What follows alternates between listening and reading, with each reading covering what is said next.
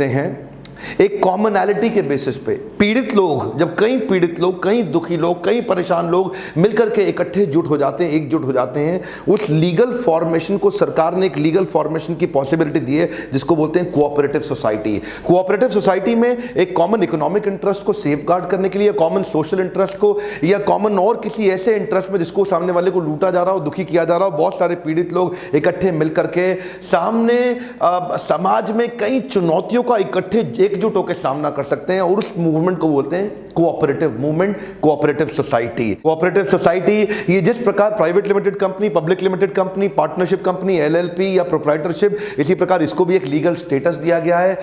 10 या 10 से ज्यादा लोग मिलकर के कोऑपरेटिव सोसाइटी को शुरू कर सकते हैं। इस वीडियो में बहुत जल्दी 5 छोटी छोटी स्टोरीज बताऊंगा जिससे 5 प्रकार के मूवमेंट्स आपको समझ में आएंगे, और हो सकता है ये मूवमेंट अगर आपको समझ में आ गया तो आप भी समाज की भलाई के लिए और अपने बिजनेस की बढ़ोतरी के लिए इसका इस्तेमाल कर सकते हैं। मेरा पहला एग्जाम्पल रहेगा प्रोड्यूसर कोऑपरेटिव की। गोपाल यादव, जो कि झलवा नाम का स्थान इलाहाबाद के नजदीक, वहां पे एक गांव है, वहां पे बांस के पत्तों का पंखा बनाता। अब ये बांस के पत्तों का पंखा क्या, जिस जिस जगह पे इलाके में बिजली नहीं आती वहां हाथ से हिलाकर पंखा झल के आदमी अपने आप को थोड़ा सा सुख दे पाता है, और वो उस पंखे का बड़ा अपने आप में एक मार्केट है, लोगों को चाहिए। लेकिन ये बेचारा जो यादव है, गोपाल यादव, ये उतना पंखा नहीं बना पाता। ये बना के कितना बहुत मेहनत करता, लगाता बहुत ही मेहनत करता, तो 50 ही पंखा बना पाता है। अब 50 पंखा जाके आसपास गांव में बेच आता है। गांव में परचेजिंग कैपेसिटी कम, गांव में परचेजिंग पावर कम, तो पंखे का पैसा इसको कम मिलता है। इसको पता है जो गांव में ये पंखा 5 रुपए का बेच रहा है, ये बाजार में चला जाएगा तो 25 रुपए का, 30 रुपए का, 35-40 रुपए का बिकेगा। ये जानता है अच्छे से।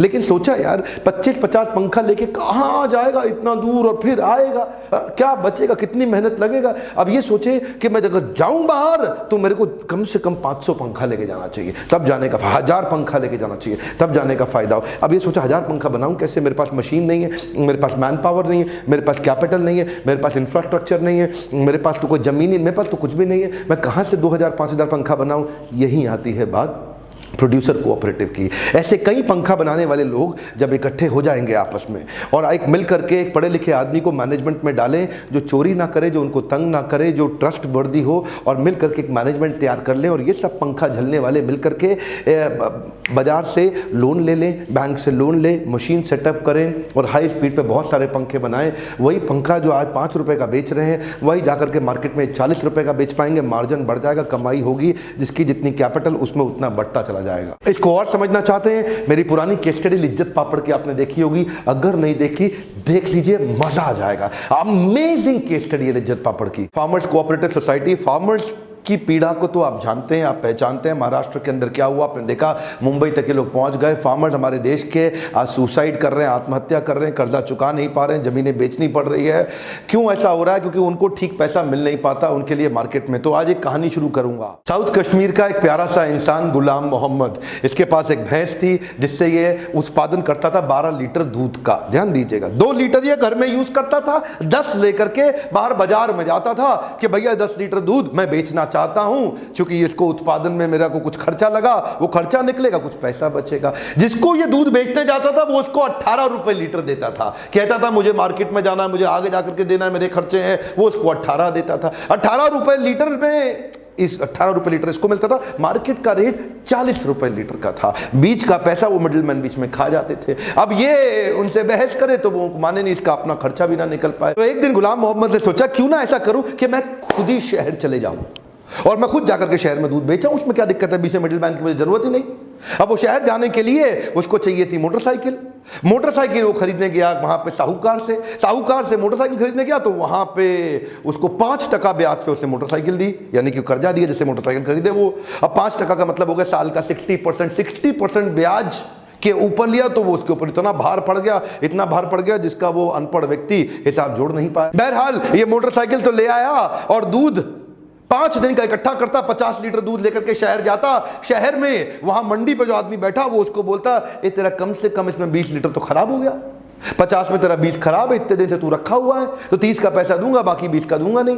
वो 30 का इसको थोड़ा बहुत पैसा और देता था, और 20 जो बाकी है उसमें पानी मिला करके वो खुद बेच के खुद मोटा पैसा कमा लेता। गुलाम मोहम्मद अभी भी परेशान, बोला मोटरसाइकिल खरीदी, वहां पे लुटा मैं कर्जे के चक्कर में। पहले मैं लुटता था, वो 18 रुपए लीटर देता था, अब लुटता हूं, ये आधा दूध वापस देता है, उसकी भी कीमत पूरी नहीं देता, और मेहनत पूरी करता हूं। मैं भैंस के बाद और भैंस खरीदना चाहता हूं, मेरे पास कोई जुगाड़ ही नहीं। दुखी परेशान गुलाम मोहम्मद अपनी सारी समस्या, अपनी सारी पीड़ा अपने मित्रों को आसपास गांव में बताता था, उनसे पूछता था समाधान। तभी पता चला एक ऐसी संस्था आई है उनके गांव के पास, जो उसके जैसे कई लोगों से दूध इकट्ठा करती है, मिल्क प्रोक्योरमेंट करती है। और यह संस्था 18 रुपए लीटर नहीं देती उसको दूध का, 20, 25, 30, 35 रुपए लीटर देती है उसको, नहीं थोड़ा और ज्यादा, 40 रुपए लीटर नहीं, और ज्यादा 45 नहीं, 49 रुपए लीटर दूध कब मिलता है गुलाम मोहम्मद को।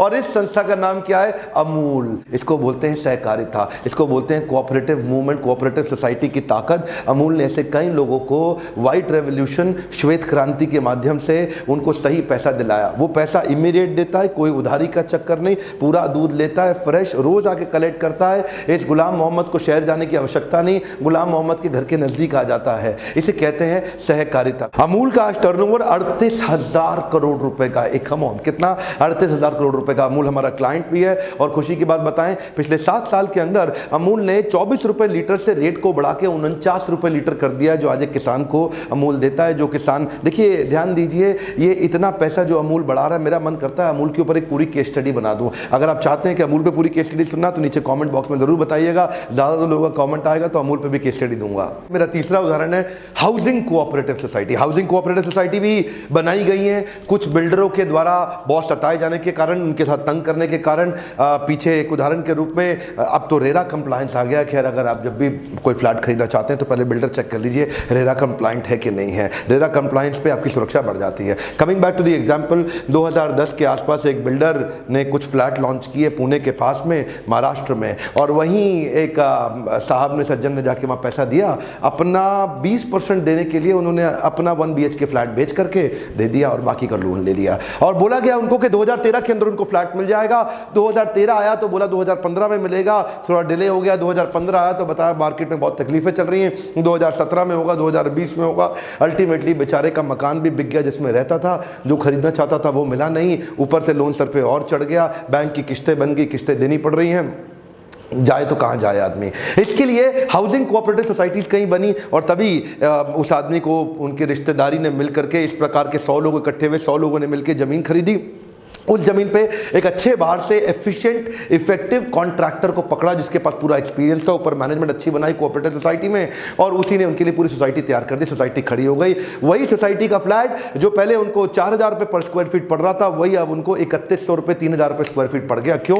क्योंकि बड़े सारे मार्जिन खत्म हो गए, कई लोगों को बहुत सारी सैलरियाँ नहीं देनी, मार्केटिंग की कॉस्ट खत्म, ब्रांडिंग की कॉस्ट खत्म, और वही फ्लैट जो 4,000 रुपये का पड़ता था अब 3,000 का हो गया। हो सकता है 2900 का पड़े। कोऑपरेटिव सोसाइटी में कई बार प्रॉफिट भी हो जाता है, सरकार उस पर टैक्स भी नहीं देती, उसके बेनिफिट भी होते हैं। आप अगर उसमें से कुछ फ्लैट बेच दें तो आपको और ज्यादा इनकम हो जाए, जिसको आप आपस में बाद में उन सारे मेंबर्स के अंदर बांट दें जिन्होंने अपना पैसा इन्वेस्ट किया था। चौथा है क्रेडिट कोऑपरेटिव सोसाइटी। इसके लिए मैं आपको यूपी के अंदर पीलीभीत के पास एक गांव की कहानी सुनाता हूं। एक साहब, अब बेचारे उनके पास, उनको बैंक लोन देता नहीं क्योंकि उनके पास वो क्रेडेंशियल्स भी अवेलेबल नहीं है जिससे बैंक उनके लोन को अप्रूव कर सके। बेटी की शादी आ गई, बेटी की शादी में पैसा चाहिए, गए साहूकार के पास। साहूकार कौन? उस इलाके का पीलीभीत का सबसे बड़ा बाहुबली। बोला ले जाओ पैसे, कोई बात नहीं। ये जाकर के उनसे मांगे 10 लाख रुपए।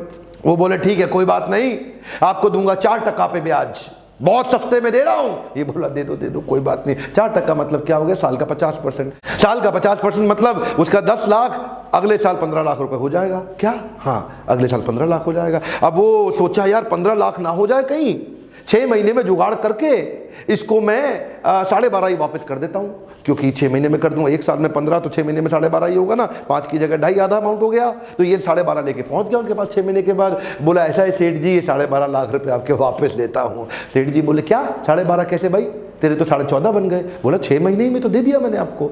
नहीं, तेरे प्री पेमेंट चार्जेस भी तो हैं, वो काफी मोटे लग जाते हैं, तेरे प्रोसेसिंग फीस चार्जेस भी तो हैं, वो तो मैंने तुझसे लिए ही नहीं, और इंटरेस्ट, ये तो कंपाउंडिंग इंटरेस्ट था राजा, इसलिए तेरा अमाउंट थोड़ा बढ़ गया। अब ये बेचारा गांव का आदमी, इसने क्या किया, इसको कहीं सुझाव दिया गया कई लोगों के साथ मिलके इन्होंने क्रेडिट कोऑपरेटिव सोसाइटी बना दी, जिसमें लोग मिलकर के अपना पैसा डालते हैं।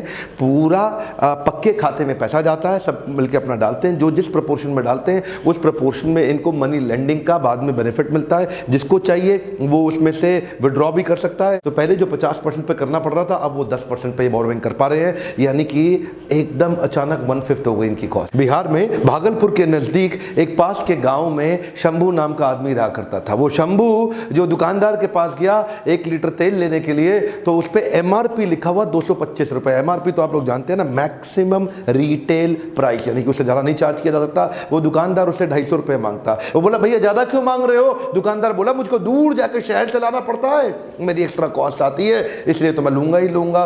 शंभू बेचारा दुखी, शंभू उससे बहस करे, वो आदमी माने नहीं। वही दुकानदार, वही लाला जी जब सब्जी खरीदते हैं, जो सब्जी का प्रोड्यूसर है उससे खरीदते हैं, तो उनके तराजू ऐसा है कि उससे खरीदते हैं 10 किलो और मिल जाती है 11 किलो, बेचारे की 1 किलो फालतू निकल जाती है। और जब वो शंभू को बेचते हैं तो शंभू को बेचते हैं 10 किलो, शंभू को मिलती है 9 किलो, तो शंभू को 1 किलो कम मिलती है। तो खरीदने वाले से 1 किलो निपटा गए, बेचने वाले को भी 1 किलो निपटा गए। इसको क्या बोलते हैं? इसको बोलते हैं चोर बाजारी। इतना ही नहीं, जब कोई सीजन का समय आता है तो अडल्ट्रेशन भी करते हैं, मिलावट भी करते हैं। यही जब दूध बेचते हैं तो उसमें पानी मिला देते हैं, केमिकल मिला देते हैं। जब मिठाई बेचते हैं तो मावे के अंदर गलत चीज़ें और मिला देते हैं। जब कुछ रंग बेचते हैं तो उसमें कुछ मिलावट। जो चीज़ बेचते हैं वो मिलावट से भी ये पैसा कमाते हैं। इसको बोलते हैं बहुत बड़ी चोर बाजारी। 1948 में स्वतंत्रता मिलने के जस्ट बाद कुछ मजदूरों ने मिलकर मुंबई के अंदर अपना बाजार नाम की संस्था की स्थापना करी। ये भी एक कोऑपरेटिव मूवमेंट। और देखिए कोऑपरेटिव सोसाइटी आज 150 करोड़ का टर्नओवर हो गया, इनके 80 से ज़्यादा आउटलेट हो गए